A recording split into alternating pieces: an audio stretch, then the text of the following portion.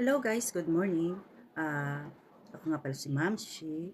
So today guys, ikaw ba ay isa sa mga vlogger na nag-umpisa o ah, matagal na dito sa ah, YouTube na yung pinakikintay natin na ah, sahod sa ating mga channel na hindi alam kung paano makukuha yung payment natin sa ating AdSense. So ito guys, pasensya na kayo, may makulit na ibon. So ito yung alaga kong lovebird na si Puta. So di bali guys, naisip ko lang gumawa ng video patungkol sa ating mga payout. Kasi meron akong napansin na merong hindi pa nakakaalam dito sa Japan kung paano makukuha yung ating sahod sa ating mga channel. So, gusto ko lang i-share yung experience ko o nalalaman ko para makatulong sa mga nagtatanong kung paano makukuha yung ating payout, 'di ba? Kasi pinaghirapan natin 'yon. So ayan, ah ah, pwede na tayong sumahod pero hindi natin alam kung paano natin makukuha at kung anong bank ang pwede natin gamitin dito sa Japan para ah, makuha nga natin yung ating sahod kay YouTube. So ito guys, isi-share ko sa inyo kung anong mga bank ang pwede nating gamitin para sa ating payout, ah, para sa ating tawag dito, para magamit natin o para ipasa natin dun sa ating Google AdSense para pumasok sa ating account yung ating sahod. So ito guys, ah di bali ang ginamit ko is JP Bank. JP Bank ang ginamit ko na ah, para makuha ko yung aking sahod. So, ang gagawin niyo guys, may naka-ano kasi doon, kasi pagka nabuo niyo na yung 8,000 na minimum account para makuha natin yung ating payout sa ating AdSense, ay pwede na kayo sumahod. Pwede na kayo sumahod. So, may matatanggap kayo na mail sa inyong Gmail account o kahit kung ano man yung nilagay ninyo na mail para makatanggap kayo ng mail sa Google AdSense. So, di ba napuno ko na siya, halimbawa, napuno ko na siya yung aking minimum nung para makapagsahod ka sa YouTube, sa aking channel. So, napuno ko na yung 8,000 kasi small vlogger lang naman ako. Actually, hindi ako active. Kung kailan ko lang maisip na mag-upload, doon lang ako nag-upload kasi may work din kasi ako. So, di bali, nung napuno ko na yung na ano ko na yung 8,000 yen. So, pwede nang sumahod. May mail akong natanggap sa Gmail na ilagay ko daw yung payment method ko. So, doon, i-add mo yung iyong bank account para doon para doon ka maka-receive ng iyong payment. Sa pagkakatanda ko noon, may nailagay naman ako na bank account doon. Pero hindi ko alam bakit ako nakatanggap ng mail. So, 'di ba dito sa mail na 'yon, doon ko na lang din binuksan yung aking Google AdSense. So, doon naglagay ako doon ng aking bank account, no? Nangangagat ng aking alaga ng bank account. So, ang nilagay ko ng bank account ko is JP Bank.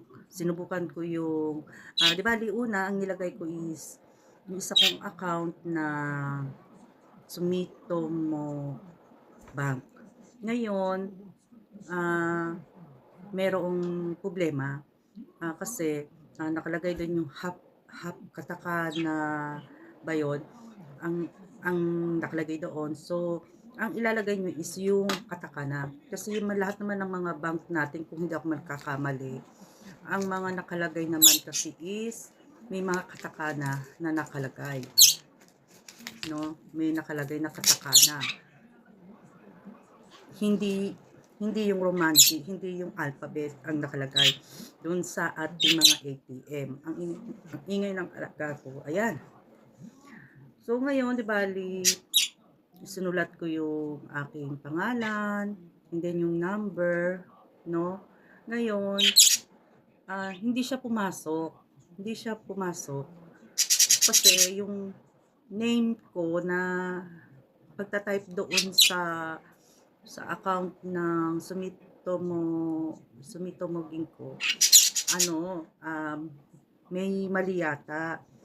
So, paulit-ulit ko naman siyang ginawa pero ayaw pa rin. So, ngayon, nagbago ako. Sinubukan ko naman yung JP Bank ang sinubukan ko. Noong una, ganun pa rin.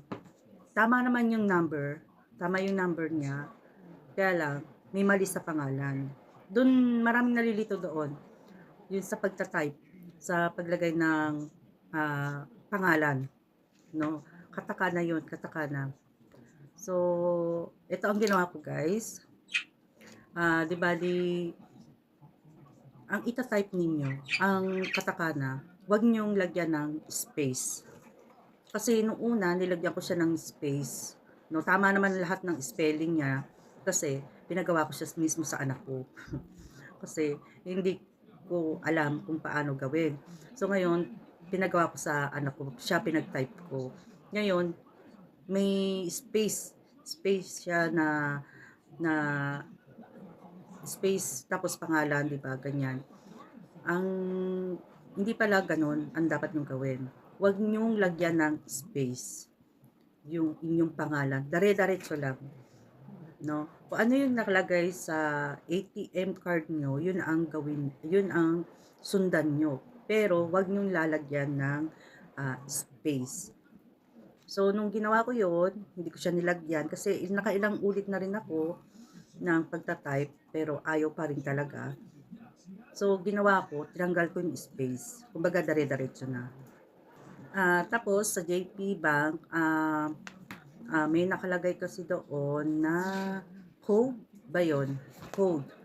Ang code natin sa ating sa ating bank account, ang ilalagay niyo doon guys is yung tingnan niyo mga alaga ko, istorbo talaga. May makikita kayo dito. Saglit lang ha. Dito, ito to. Yan. Diyan. Yung parang mayroong hangko. Dito may nakalagay dito code. Code. Kasi hinihingi yon, may kailangan kayong pila pa na code. So, yung iba, hindi alam kung saan hahanapin yung code. So, di ba, ang code ng JP Bank natin is 9900. No? 9900 ang ating code. Nakalagay naman dyan, dito yan, dyan, yung number na may nakasulat na code. So, yun ang ating ilalagay na code. Kasi, kailangan yun, may nakasulat doon na yung pipilapan na code. So, sa mga hindi alam kung sa pakikita yung code ng ating JP Bank, doon nyo makikita sa pinakita ko sa inyo na 9900. So, ayun guys. No? Ulit-ulit ako doon sa bank account na una kong na gagamitin sana. Ayaw talaga. No? Ayaw tanggapin kasi akala ko okay na siya. Akala ko okay na kasi bagat yung chinik ba niya, chinik ba ano ba ako ng naka-receive ba ako, no? Parang meron akong na-receive na email meron akong na-receive na email na na may problema daw dun sa account, either mali yung number o yung pangalan na inilagay ko. Kaya tinry ko itong JP Bank. So mas madali pala guys yung JP Bank na gamitin para sa mga Google AdSense natin, no, sa mga ating channel para ma-receive natin yung ating payout. So ngayon, pag nilagay nyo na yung inyong bank account sa inyong Google AdSense, mag-PM naman sa inyo makaka-receive kayo ng Gmail sa Google AdSense na kung ano yung status ng na status nung bank account na binigay ninyo, na kung confirm na ba siya o fail pa rin kasi may mali, may matatanggap kayo noon. Then pagka nyo ng inyong mga bank pagka nyo ng bank account nyo, pag add nyo ng bank account nyo, magdi-deposit sila sa inyo ng kunwari mga Juyen, no? Magdi-deposit sa inyo para ma-confirm nila o ma-confirm mo na yung binigay mong bank account sa kanila is makakatanggap ka ng payout, no, ng sweldo mo. So ngayon, mag-aano sila sa iyo, mag-PPM sila sa iyo na then may marireceive kayo na email at sasabihin na i-check ninyo yung deposit ng Google AdSense sa inyong account. So kailangan ninyo pumunta sa post office para syempre ma-check ninyo, and then dadalhin ninyo yung inyong passbook para makita ninyo doon kung merong pumasok, no, na deposit galing sa Google.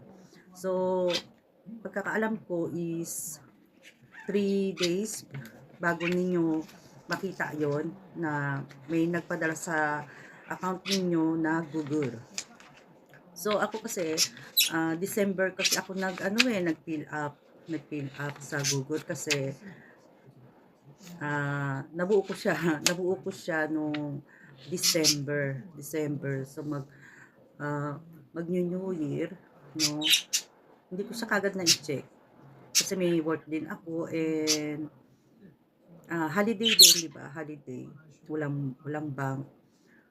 Then nagkaroon ako ng oras na ma-check yung aking bank account, no, kasi kailangan ko i-check kung merong deposit na natanggap ako galing sa Google. So chinek ko siya, kailangan talaga to. Chinek ko siya, and may nakita akong Google na naka-receive ako ng naka-receive ako ng 14 ano ba yung 14? Yen ba yun? Pasensya na. Ng 14 yen, no? Nakatanggap ako. Yun ang dineposit sa akin ng Google para ma-confirm. Kasi i-confirm ninyo yung deposit ng Google dun sa Gmail. I-confirm nyo yung na-receive ninyo na amount galing sa Google. So dun sa balikan nyo yung Gmail ninyo na yung please confirm your payment, mga ganon. Dun sa ko rin, sa cellphone ko lang din yun binubuksan kasi mas madali naman sa cellphone, di ba? So doon ako nagbubukas sa Gmail, and then sa sign in ko yung aking Google account, and then nakalagay doon yung confirm payment, no? Confirm payment. Then meron doon na tinatanong kayo kung magkano yung na-receive ninyo galing sa Google. Yun nga, tatype ninyo, halimbawa, pinadalhan kayo ng Juyen. So, yun ang itatype ninyo, then, Juyen, then, confirm. Confirm, yun lang ang gagawin ninyo. Kasi, ah, ano yun, confirm niyo yun na makakatanggap talaga kayo doon sa account na ibinigay ninyo sa Google AdSense. So, kaya kapag meron kayong na-receive na sa account ninyo na Google, ang nakalagay lang doon is Google, no? Ay confirm na yung inyong payment method. So, yun na. Pwede ka nang makareceive ng iyong payment, no, sa ating mga channel, sa ating Google AdSense, kapag na abot nyo na yung threshold sa ayun guys, kapag na-confirm na yung inyong account, no, payment method, so pwede na kayong maka-receive ng mga payout ninyo kapag na ano nyo na yung yung minimum para makapag-payout na tayo, kasi ang minimum is 8,000, di ba? 8,000. Eh kung lumagpas pa yan, di mas maganda, di ba?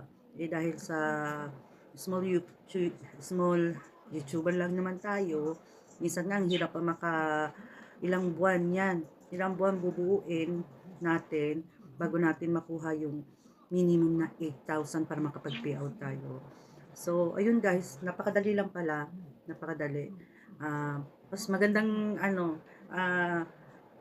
ang anihin ninyong payment method niyo is JP Bank. Yung mga nandito sa Japan. So, yun lang guys. Sana nakatulong ako sa mga nagtatanong, kung mga hindi alam kung saan makukuha o kung anong bank ang gagamitin natin para makapag-payout tayo, para makuha natin yung ating payout sa ating mga channel. So, ayun lang guys. Sana nakatulong ako kahit papaano. And, ayun guys, good luck sa ating lahat. Di ba itong channel kong to, paano ko lang naman kasi, bus ng oras, kumbaga ano lang, libangan, hindi ko naman kasi hindi ko naman talaga sila seryoso, no, kapag naisipan ko mag-upload, yun lang, saka lang ako nag-upload, pero laking tulong din, di ba, laking tulong na nag-upload ka lang, kumikita ka na, pagka monetize ka na. And yun nga pala guys, meron pa isa na meron palang tax yun. Kasi halimbawa na ano mo na yung 8,000, no? 8,000 na buo mo na yung minimum para makapagsahod ka. Merong tax yun. So, di ba may ano yon, may minus. Mga ano yata ang nakuha yata sa akin is ano yata 900 plus siguro. Wala pang senyen kasi tax yun. Lahat naman kinukuhanan ng tax, di ba? Yun lang. Kaya naging ang sahod, ang nakuha ko is 7,140 mga something. Yun lang yung nakuha ko. Kahit sabihin natin na nabuo natin yung minimum ng 8,000, hindi yun ang makukuha natin kasi less yung tax. So, ayun lang guys. Sana nakatulong ako uh, sa mga hindi nakakaalam kung paano makuha yung ating payout sa ating mga channel. Yun lang guys. Maraming salamat.